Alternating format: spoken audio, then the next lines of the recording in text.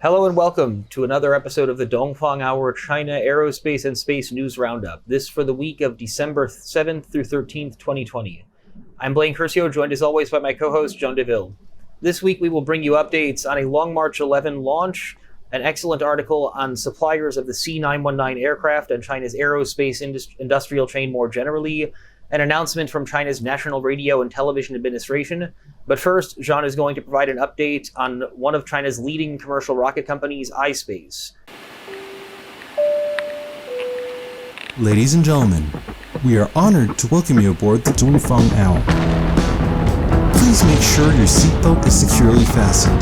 Thank you. 士们、先生们，预计空中飞行时间2小时15分钟，我们预计在当地时间下午6点25分左右到达。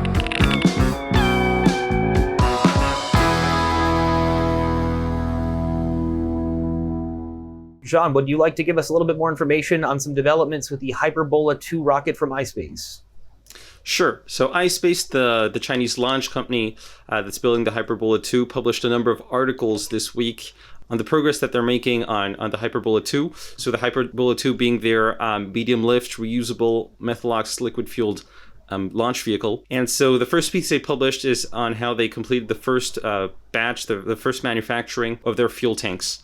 And it's worth noting that the fuel tank of the Hyperbola 2 will be a common bulkhead fuel tank. So what that means basically is that you have the fuel, you have the propellant, and you have the oxidizer that share the same wall. And the point of that is really to make the whole fuel tanks more compact, and this reduces weight. On the other hand, there's always a trade-off, which is that this increases complexity, and there can be issues regarding the thermal insulation between the two liquids, typically when you have large differences in temperature, but that's not the case for liquid methane and liquid oxygen, which is the fuels that are used by the Hyperbola 2. So that's the first point. They also added that this was the first common bulkhead fuel tank that was manufactured in China for rockets that were above 3 meters of diameter. And when you look at the other rockets that are at least 3 meters in diameter, it's typically Long March 3, 5, 6, 7. You realize that they have more traditional fuel tanks, so separate fuel tanks and not common bulkheads. So that's the first point on iSpace. They also published another article on the progress that they're making with the supersonic wind tunnel testing of their first stage, and notably for the re-entry part and the vertical landing. And this is a very critical part because during the ascent phase, basically, the airflow, the leading edge of your rocket is the rocket fairing. It's it's cone shaped. It's a smooth, optimized aerodynamic shape. But when you're landing, however, the leading part of your rocket is the nozzles of your rocket engines, and that's complex geometry. So a lot of very complex aerodynamics going on there, and you're also going through all these fluid dynamic regimes from highly supersonic all the way to subsonic when you're landing. So there's a lot of testing to be done. And so iSpace, they've been doing some wind tunnel tests, and they published some Schlieren photography where you can see basically that they're testing the first stage in the wind tunnels. You see that they're playing around with the grid fins. You can see that we're in a supersonic regime. You can see these shock waves, and things look fairly stable. So I think they're making good progress on that front as well. So yeah, Blaine, I think there's really the question of next year who will be the first commercial medium lift rocket to lift off. Will it be Landspace? Will it be iSpace? I think both are making good progress, and so the bets are off. That is indeed. Well, I'm taking bets if anybody wants to know. Well, I don't know if that's serious or not. If you'd like to inquire, we can have further discussions. But digressing, I think it's an interesting video that you just showed of the grid fins, and it's good to see the stability. That's a really interesting thing to have published online, and it goes back to I think what we mentioned last week about Chinese space companies getting better at producing cool content of what they're doing and spreading it online, because that's pretty interesting. There's another good article that had been published in January of this year by iSpace that gives a bit more information on the common bulkhead in the Hyperbola 2, and it talks to, I think, one of the engineers who had designed that part of the rocket. So it's definitely, we'll have that in the show notes, but highly recommended to check that out. Anything else, John, from your side on the Hyperbola 2? I don't have anything else to add here because I think you covered it well, but any final thoughts? Nope, all good for me. Okay, so just moving on to the next point, we have a launch of a Long March 11 with 2 satellites from the Chinese Academy of Sciences that occurred earlier this week. Noteworthy, this was the 11th launch of the Long March 11, and for those of our viewers who are more familiar with kind of more general pop culture aspects of China, 11/11 is the Singles Day, which is, as it would turn out, kind of the equivalent of Black Friday in the U.S. in the sense that it is the biggest online shopping day. So the 11th launch of the Long March 11, and the 3rd launch in 2020. And the launch received a little bit less coverage as it may otherwise have because the Chang'e 5 media firestorm that has occurred over the last couple of weeks. It's been pretty incredible, and again, a lot of interesting content being posted from Chang'e 5. But this Long March 11 launch, it was on the 9th of this month, and it put 2 small satellites for the GCAM mission. I don't know if I'm pronouncing that right, but GECAM, so the Gravitational Wave High Energy Electromagnetic Counterpart All-Sky Monitor. So it is a monitoring satellite from the CSIS Institute of High Energy Physics in Beijing.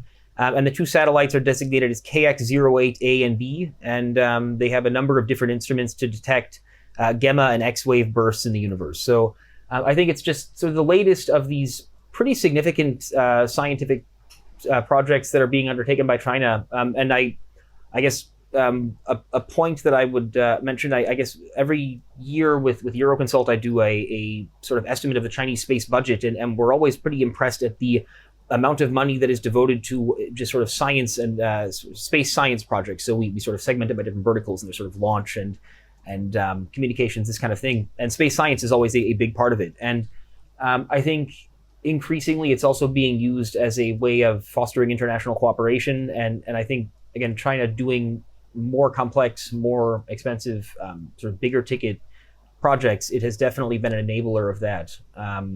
So yeah, it's an interesting launch that got less coverage than it may otherwise have in a news cycle that had less big events going on. Jean, anything from you on the Long March 11? I would definitely agree with you that space sciences is a great way for the Chinese to foster international cooperation. And a few missions that come to mind typically is, well, setting aside exploration, because there's also some international cooperation on the Chang'e missions.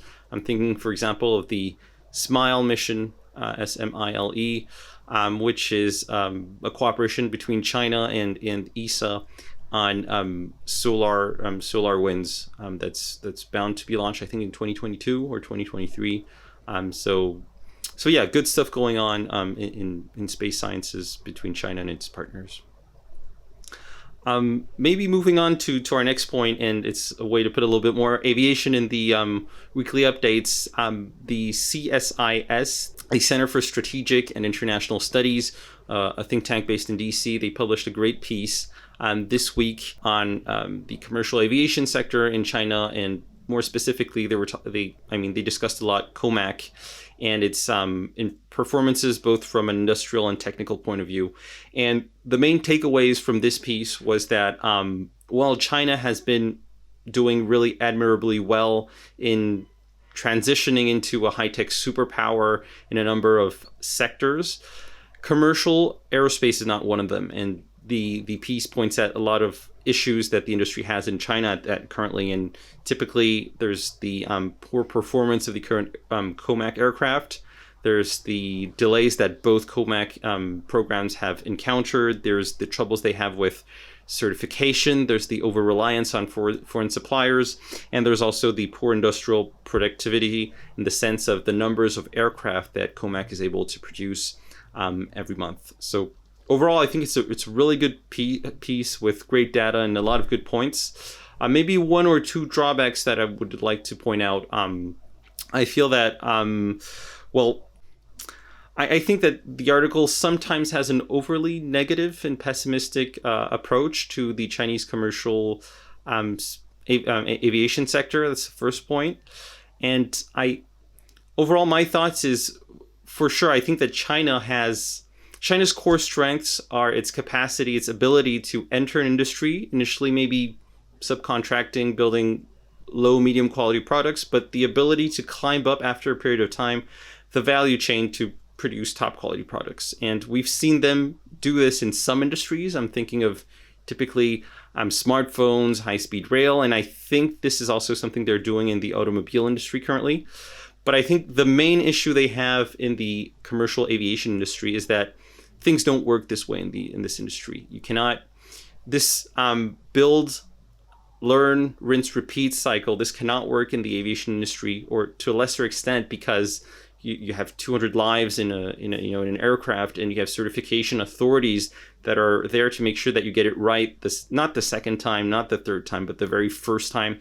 And so, this learning process is a little bit hampered. And I think just last point I wanted to add is that the paper stresses a lot on how COMAC is not a Chinese aircraft because it relies maybe over 80% on foreign suppliers, which is definitely true. It's really good data, but I don't see the point on stressing on the fact that it's not a Chinese aircraft, because I did a similar exercise with the Airbus A320, and I'm sure if we do it with Embraer and with Mitsubishi in Japan, you realize that I'm sure we'll find that over 50, 60, 70% of the parts are not Brazilian or Japanese. So I think what this shows is that for sure China does not have an end-to-end capability, end-to-end industry chain in the commercial aviation sector.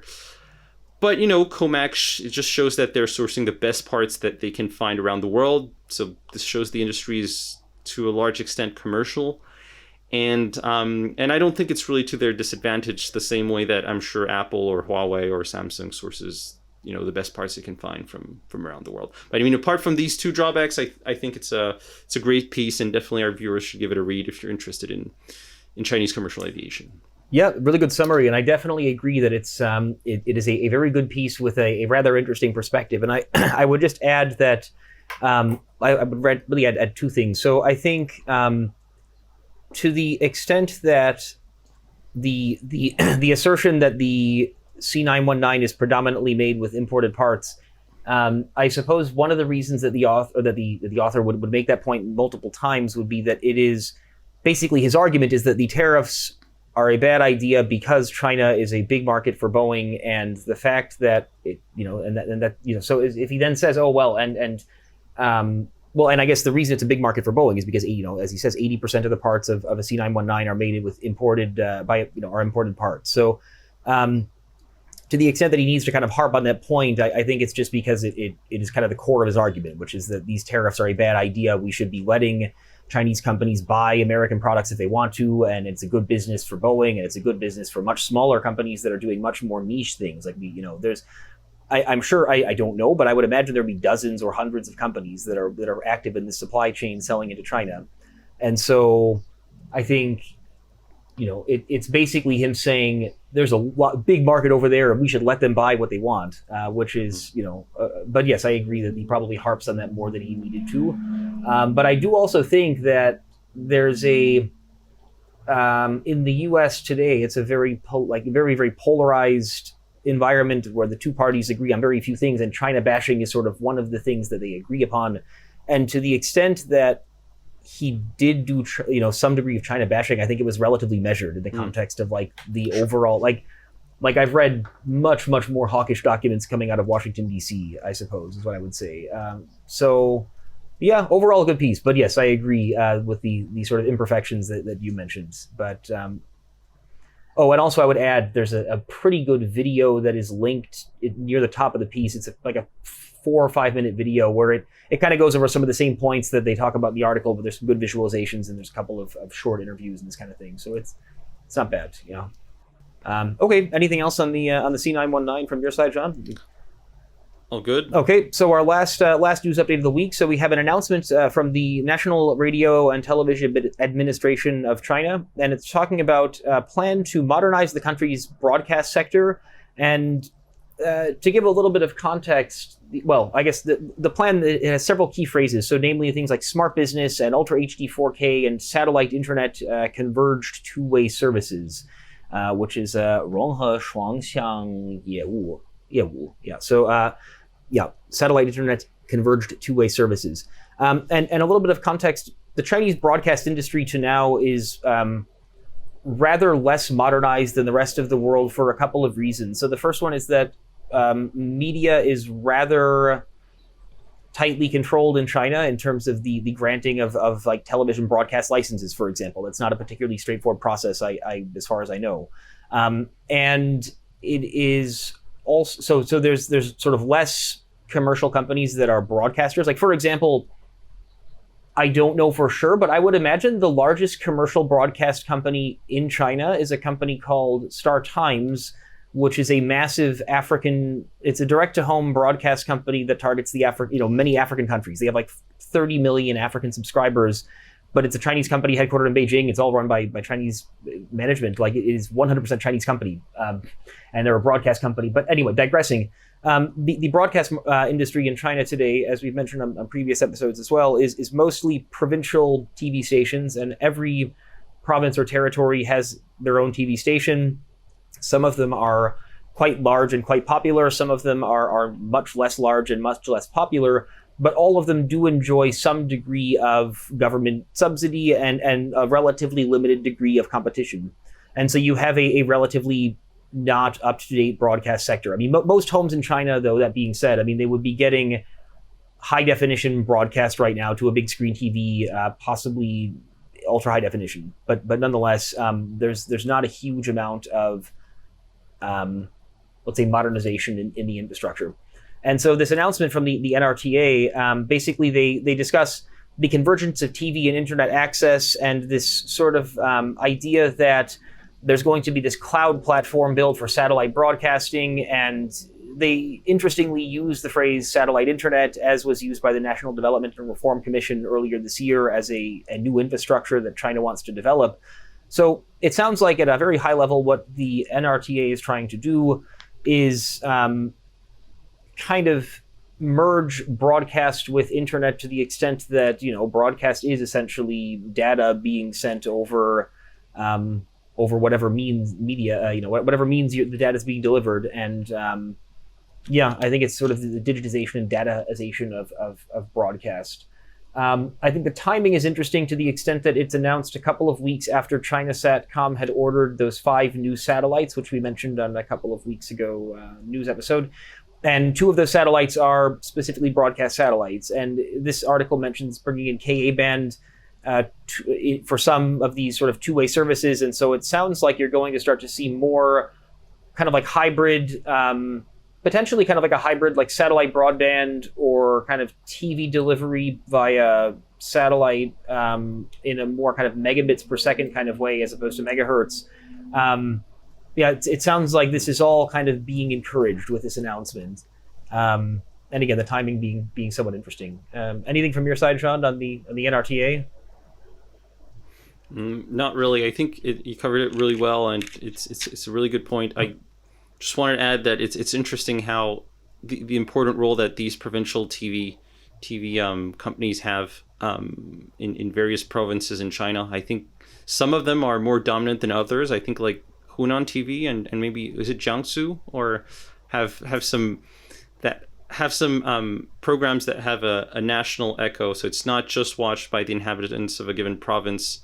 And so found that quite unusual and interesting and very China specific. Oh yeah. There's an interesting article earlier this year in The Economist on Hunan TV, and apparently they have a new show on Hunan TV this year that's like sort of a little bit risque. And what was Sisters Who Make Waves, involving 30 female celebrities over the age of 30 competing for spots in a 5-member band. So they're getting into some pretty bizarre stuff over at Hunan TV, and they've got a few 100 million viewers. So it's one of the more successful ones for sure. We'll put that in the show notes, the Hunan television article.